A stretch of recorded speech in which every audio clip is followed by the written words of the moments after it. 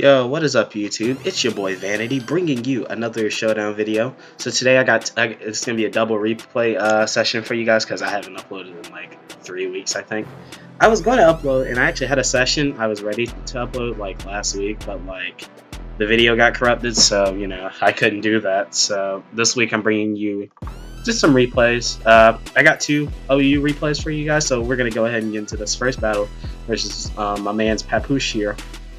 You know, I really had a flex on this guy, so let's get into it. So looking at his team, I saw Zygarde, and I was like, this thing is going to 1,000 arrows through my team if I lose Clefable. So I was like, well, I got to keep Clefable around. And the other thing I saw was that my team does not like Regenerator Core of Tangrowth, Toxapex, freaking Tornadus. I knew I had to get up Hazards soon. I was trying to get up Hazards, but then he also brought Diancie. So the thing about his team is like I couldn't really pressure him with Hazards and force him to switch, because the point of this team is to be a Volt Turn team, because I have Landorus, Mag, and Rotom. They all Volt Turn into my threats: Calm Mind, Clefable, Specs, Ashgren, and then Medicham, which you already know what that does. But actually it didn't end up mattering this battle, so we're gonna get into it. So he leads off with Diancie, pretty normally. I lead off with Rotom Wash. So I knew he was going to Mega Evolve. I go for Volt Switch turn 1 because, you know, just trying to see what he was going to do. He scouted nicely with Protect. So he goes into Zygarde, Hard Switch. I could have Wisp right there, but I didn't really think about it. I just Hydro. Now I go into Clefable knowing I can eat any hit. And it turns out he looks to be CB because I'm Max Fizz though. So he goes for 1,000 arrows. I soft boiled off the damage right here, knowing I can barely do that, especially thanks to leftovers. So I'm gonna click soft boiled again as he goes into Toxapex. Now I'm pretty sure he was gonna set up a Toxic Spike right here, but I just go into Rotom just because I want to kind of pivot through his team. But he goes back into Zygarde as I defog away the hazards because I want to keep them off the field for my Greninja and Medicham so they don't get worn down late game. Unfortunately, I make a bad play and don't just go back into Fable, and I let him kill off my Rotom, so I can't defog away hazards. It doesn't end up being that big, but, you know, that was just a bad play. So I Moonblast, lower his special attack. He's going to set up another Spike as I go into my Landorus. Now knowing he's going to switch, I'm like, free rocks right here for me. So I set up my rocks, and I'm going to go click U-turn, just trying to see what he's going to do. I know Mag or Clefable can take any hit. Well, yeah, I go into Clefable as I was pretty sure he was going to knock me off. Now I scout right here for the Sludge Bomb. Turns out he does have it. So as I go into Mag, so now he goes into Toxapex. I throw off Ice Beam. So at this point, I know he's probably not going to switch in Mag directly. Switch in unless he knows he can. Switch in Zygarde directly unless he knows he can get a good matchup versus my Mag. So he throws off a Scald as I go into Lando. I didn't really have any other switch, so luckily I didn't get burned. Got a bit of luck right there. So he goes into Torn as I U-turn right here, knowing he was going to switch out, not wanting to take an Earthquake. Go right back into my Magearna, and I'm going to throw off another Ice Beam as he goes into his Tangrowth. So I'm going to get off a good 33% right here, put him at about 55, yep. So he switches right into Celesteela as I Volt Switch like a real savage, putting his Celesteela at about half, which is super nice. So now I go into Clefable. The reason I went into Clefable is I didn't really have any other switch. I didn't think Gren's Hydro would kill from where it was, so I didn't go into that. And luckily I burned him with Fire Blast. I knew I could live a hit, which is why I went in and I outsped him, so that's why I did what I did. But since I burnt him, I'm just going to soft boil off the damage so I can come in and live a hit from Zygarde guaranteed. So I go for Fire Blast once again, and I take out his Celesteela. Now he's going to go back into his Tornadus, and I'm pretty sure he goes for Sky Strike right here as I go into my Mag. I just went into Mag because I figured I'm AV, so I could eat up 2 Heat Waves without much problem. So he turns right out into his Toxapex. Now, right here, we were in this situation before where it was Mag versus Toxapex, and last time I Volt switched out. So I just decided, you know, I'm going to make a little prediction, and I'm going to click Ice Beam again. And luckily, he goes into his Zygarde, and I'm able to pick off that big threat like it was nothing. I thought about going for Fleur Cannon, and in hindsight, Fleur Cannon may have been the safer play. But I was so glad I got that prediction right. So now with his Zygarde gone, he can't really put much offensive pressure on my team. I can just kind of pivot with Lando and Mag and then just kind of beat him down slowly. So I predict their power correctly and go into Landorus. I knew Landorus could eat a Moonblast, and I was just going to sack it if he did, because I don't really need Landorus because I have Medicham in the back to kill off Toxapex. So I go for Earthquake, not wanting to over-predict. So I know he knocks off my leftovers right here as I U-turn out because I can't do anything to his tornadoes. He's not in range of HP Ice. So I go into Mag and he knocks off my AV as I throw off an Ice Beam right here. So now I'm gonna get the slow Volt off as he U-turns out into his Toxapex. I slow Volt into my Landorus once again. So now I'm pretty sure he's going to go back into a Tornadus, but once again, I don't want to overpredict because Toxapex is really the last pillar that's keeping me from winning this game. So I Earthquake once again, he defogs away the rock so I can't put pressure on him, and I just HP Ice. So that was super nice. Now in hindsight, I guess I could have put up rocks again, and to be honest, I'm surprised I even got up rocks, considering he had a Diancie on his team. But it doesn't matter, I click Earthquake right there, get rid of his Diancie, I'm going to U-turn against his Tangrowth, and go into my Magearna. As he goes for HP Ice, so that's super cool. I Ice Beam right here, he takes 35, he's going to get a good drain, get a bit of HP back. Now I was pretty sure he was going to go into Toxapex, but there wasn't any reason to really overpredict, so I just go for Ice Beam again, just in case he wanted to give up right there. So I was about to go into Landorus, but I decided to try to play this a bit smarter and go into Grin just in case he burned me with Scald, because I figured if he did burn me, which he didn't, that could be a bit annoying as far as just killing off this Toxapex. So now we're getting into a little spike battle, and I just decided, well, if I set up spikes, then he can't really he can't regenerator stall me, and he realizes that too, and that would be a good game. So that was game number 1. Pretty good battle. You know, I won 5-2, 5-0, whatever you want to consider it. I mean, I had Medicham in the back, so I was pretty sure I was going to win that game, as long as, you know, I hit a HJK. But yeah, that Magearna prediction against his Zygarde was pretty much the play of the game because it allowed me to not really have to worry about Zygarde putting much offensive pressure on me because he was CB and his Zygarde was doing a ton of damage even to my Clefable. But luckily I just kind of kept Clefable in the back. I mean, I kind of rolled the dice with that Celesteela, but you know, sometimes you just gotta kind of make your own luck, and luckily I got well, lucky.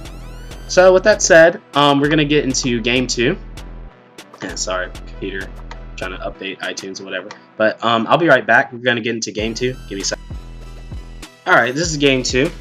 This is my second recording, or my second replay I have for you guys. So we'll just go over my team real quickly. So I have Stealth Rock, Megatar. This was actually a Waterinium Z.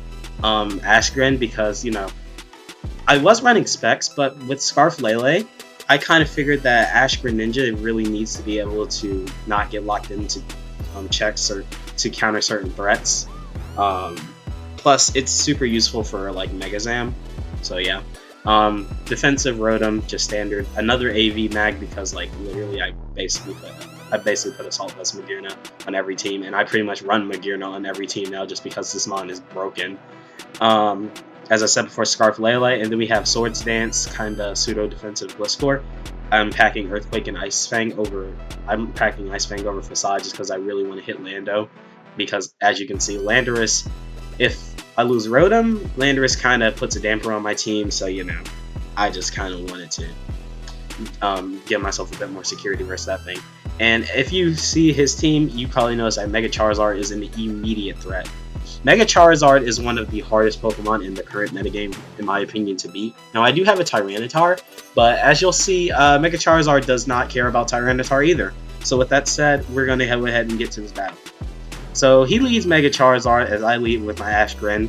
So I'm not really going to play around with this threat. I'm just going to throw off a Hydro Vortex.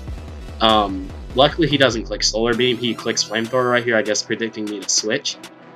Because Flamethrower and the Focus Blast would have killed my Tyranitar, so that's probably why he did that. So I'm going to Dark Pulse on his switch out into his Rotom, but because I'm not Specs, it's not going to do that much damage.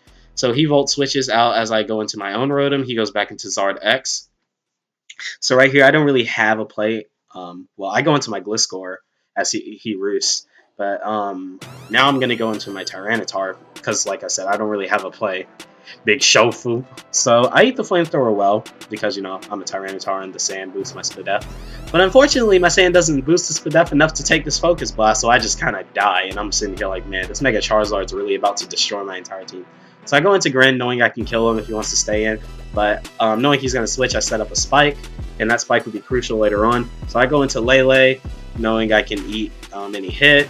I Volt I rolled out. At this point, I just kind of had to play aggressive, so yeah, I went into Lele. So I'm pretty sure I switch back into Rotom Wash. Yeah, I do. He misses a Magma Storm, which was super lucky for me. I'm pretty sure I Volt Switch right here.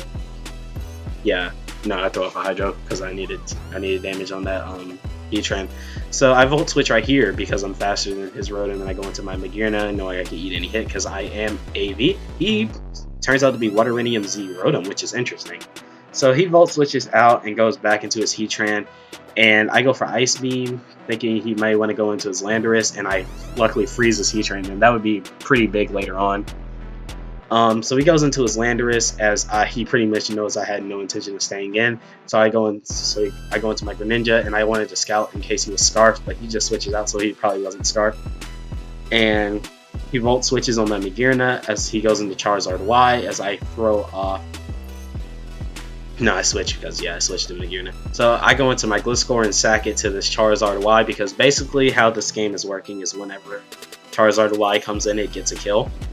Yep, that's kind of how it works. So I go into knowing I can revenge kill easily, and I throw off a Psyshock right here. But no, I go for Thunderbolt, knowing he might want to go into Heatran. Right. So I can throw off Thunderbolt as he goes into Heatran. Now I go into Gren. And right here, I switch back. I switch into my Lele, thinking he may want to go into his Charizard Y, and I was thinking maybe I could catch that thing, but no. So I just go back into Greninja, and I'm gonna go ahead and just stop being stupid, and I click Hydro Pump as he goes into Rotom. But because of the chip I got on his Rotom, Hydro Pump into Dark Pulse is enough to kill.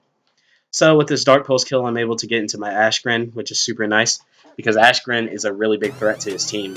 So he goes into Tapu Lele, and I'm like, okay, he's probably Scarf. So I go into my Magearna right here, and this is where I make a huge play that basically won me the game. So I go into my Magearna, he goes into his Heatran. I Volt Switch out. So I'm gonna go back into my Gren. So I'm gonna kill. So he sacks off his Heatran, which he didn't really have any need for it, so I see why he did that. So he doubles into his Charizard Y, thinking he thought I was gonna double into my Mag, because he bought in his what's its face? Yeah, what did he bring it? He bought in his Heatran. Wait. Yeah. He bought in his Heatran, he sacked it. Then he bought in his Lele to threaten me because it was Scarf. But luckily, I saw right through that. I knew he was going to go into Charizard Y, and I just killed him off with a Hydro Pump. And then my man's got super salty. He said, how do you make bad plays and get rewarded? The world may never know. And I'm just sitting here like, I didn't even make a bad play, because you did that before. You played that super obvious. Like, first of all, this game, like, it was pretty clear that this game was going to come down to Charizard Y comes in, it gets a kill once my Greninja is gone, because my Gren is the only thing on my team that can outspeed and reliably KO his Charizard. Now I do have Scarf Lele, but Scarf Lele's Psyshock, I don't think it put Charizard Y in range. And as for his Lele, if I did kill off his Charizard, then the game would become Scarf Lele versus Scarf Lele. And I needed to remove one of these threats, so I decided to bet on myself, thinking, okay, he'd probably go into his Charizard Y, and then, yeah, I won that prediction. So, yeah, he takes some spike damage, and I'm sitting here like, how do you over-predict and get hit? He's like, nah, man, that freeze won the game, shut the fuck up. And I'm just sitting here like, wait a minute. Yeah, Heatran getting frozen was probably pretty bad for you, because Heatran completely walls my Magearna, and I lost my Gliscor and my Tyranitar, which are basically my two things that kill Heatran. But once again, I had Rotom and Greninja. I probably could have just pivoted Rotom in on that Heatran. You know what I'm saying? Like, it wasn't that big of a deal. Plus, he sacked it anyways. If that Heatran was really that important, you would have switched out. But he didn't. You would have sacked something like Weavile, which literally does nothing versus my team, because A, I have a Magearna, B, I have a Scarf Lele, C, I have a Rotom with Will-O-Wisp. So, you know, I'm not really that worried about Weavile. And I mean, heck, you could have even sacked the Landorus, because once again, what does Landorus do to a team with Rotom on it? So, you know, whatever. So I said, oh please, as he gets a crit on my Mag with the Focus Blast, which I may have been able to live another one, so he got lucky. Anyway, you act like the game's already over and you have 3 Mons left. That's what I said. So basically, it comes down to Scarf Lele versus Scarf Lele. He's locked into Focus Blast, so I know I can get Lele in for free right here, and I can 2-hit KO his Landorus. Barely though, but I was able to do it, so that was super nice. So now he goes back into his Tapu Lele, and it comes down to the speed tie, like the game was going to. Luckily, I win. So yeah, I won the game because I won the speed tie. Now, I'm not going to say I played the best that game, because at the beginning of the game, I was really over-predicting on his Charizard Y, and I was playing really scared around it, but then eventually through the middle, I was just kind of like, well, I'm going to lose this game if I let his Charizard Y come in for free again. So I just had to make a play on my Greninja. Luckily, he didn't have the foresight to think, oh well, Charizard Y comes in and gets a kill every time. So he may want to focus on that over Lele, because with Lele he has a Magearna, and he wanted to get rid of my Magearna so he could clear a path for his Lele. And I understand that completely, but you have to think, what does your opponent think you're going to do? So I predicted right. I won the prediction game. So yeah, it was a GG, but it was kind of whatever. I mean, I won the game, but like that game made me mad too, because I was sitting there like, he literally said I made a bad play, but no, I made the right play. Hello, whatever. I really can't. I really can't understand these Salt Lords in Showdown. When you're just so much more fire than them, they just really want to talk. They just really want to talk that mad-ish. So I really had to do it to him. Anyway, it's been your boy VaniTy. I'll probably post the video again in like 4 weeks, because that's basically my schedule at this point. But either way, as I said, VaniTy out. Deuces.